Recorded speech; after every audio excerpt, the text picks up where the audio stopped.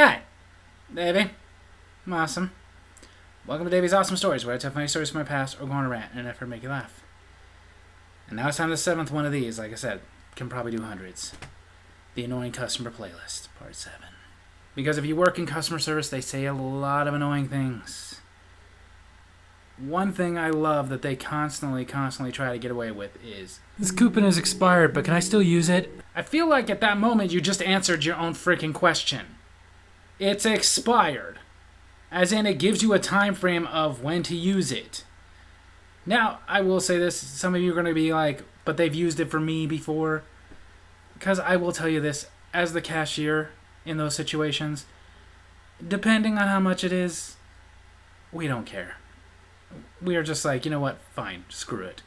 If it's like 25 cents, 50 cents, but when it gets to like $1 or more, or buy one, get one, something like that, something that could actually get us in some real trouble, then we answer the same way. I'm sorry, but no, you can't. It's expired. Now, we always hope when we tell them that we're going to get somebody who's going to go, "Oh, okay, just thought I'd ask." And in that situation, it's no harm, no foul. You asked, we said no, and you took it like an adult and just paid the extra 25 cents. But sometimes they lose their friggin' minds. Because even though they know dang well that the coupon is expired, they're going to sit there and argue. "But it only expired a week ago." And you can't answer them how you want to, which is, "Yeah, so maybe you should have come in here a week ago, dumbass." But no, you have to be nice about it. And that kills me so much. I die a little inside when I have to answer like, I understand, and I'm sorry for the inconvenience, but it did expire. I can't take it. I just want everyone to know I'm not sorry. I'm glad that you let your coupon expire. Because here's the thing. I've had coupons before that I wanted to use that expired. And you know what I did about it? I didn't even ask. I just went, "Oh man, I was supposed to use this a month ago. Oh well." And yeah, it miffed me a little bit, but I understood. The McDonald's Monopoly game was over. I'm not getting my free quarter pounder. I've literally had people get so mad that they actually threatened physical violence on me over a coupon. Now again, if it was something that was little, less than $1, I'm not going to let it escalate to that point. I'm just going to get a manager and let them either tell you no, or yeah, just go ahead and give it to them. But in a situation like this, it was a buy one, get one. It was when I worked at a pharmacy.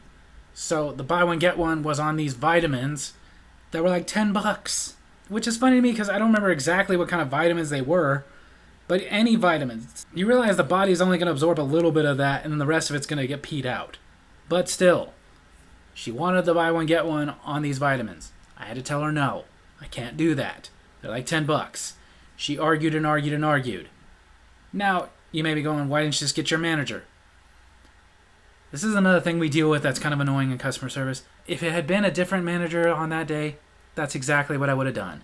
But sometimes you get that manager who is very slow, does not care that them coming out is holding up your line, and ultimately is going to get mad at you. Don't bother me with this stuff.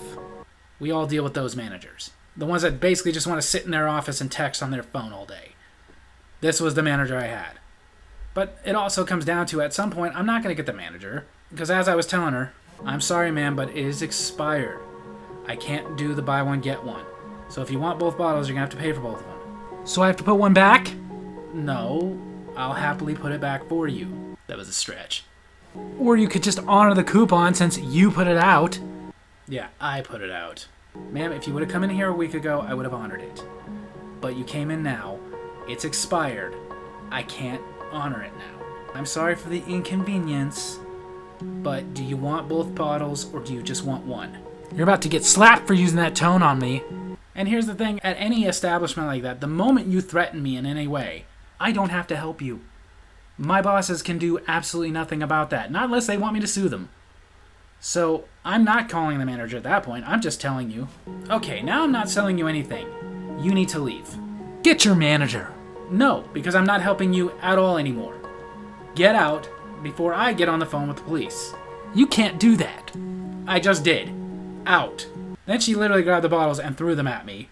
I dodged. They didn't hit me. One of them, the cap blew off and exploded all over the place. And at that point, another worker saw it, and she started telling her to get out while I got on the phone with the police. She left. And then later the manager said, "Why didn't you just call me?" We all hate that manager. The next one on the annoying customer playlist is when you get this customer. The customer who is being, well, how can I say this? A giant pain in the ass. The customer has a big order and wants you to keep checking prices because they don't trust the stickers on the shelves or the screen that's telling it to them. The customer who has a billion questions about every stupid thing as if you're an expert on every item in the place. And then when they see that you're frustrated because you are a human being and you can only help that so much, they have to say, "You should be thankful you have a job." Oh God, I want to punch everyone who says that. Everyone who has to say that stupid freaking line to somebody who's clearly not having a good day or just irritated with you in general. And I'm not going to engage in that one. The only thing I'm going to do is just ignore it and keep bringing up their stuff. So instead of just taking their win, no, they got to keep it going. You know, a lot of people would love to have your job. Just keep ignoring it. People who would actually be grateful. Still ignore it. But you just don't realize how blessed you are. Definitely not feeling it, but ignoring it. Really not going to say anything? Nope. Well, maybe someday you'll realize I'm right. Nope. Oh, really? I should have just kept ignoring it, but she was poking the bear. Yeah, really. Because if this place is so wonderful to work for, why does everybody keep quitting? Because they don't... No, you know why it is? It's because of people like you. You come in here, act like you're queen of the world, act like we should kiss your ass just because you're buying paper towels, and then act like we should be grateful for the fact that you're being disrespectful. You think this job is so great? Go apply. Yes, she complained. No, didn't care. And the reason I especially didn't care was because she then said the third on this list of the annoying customer playlist. Which I will say, until this, I never had these two said by the same person. But after I told her off a little bit, and said, "If it's so great, why don't you apply?" she said, "Oh, please, I would never work here." And I've had that said many times, different variations. I would never work here, you couldn't pay me enough to work here, I feel sorry for anybody who works here. And normally I wouldn't have much to say about that because there's usually not a long conversation with it. I don't sit there and tell them off, I just think in my head, it's kind of freaking rude you just said that right in front of me. Because it's basically you saying that you're better than me because you have a better job.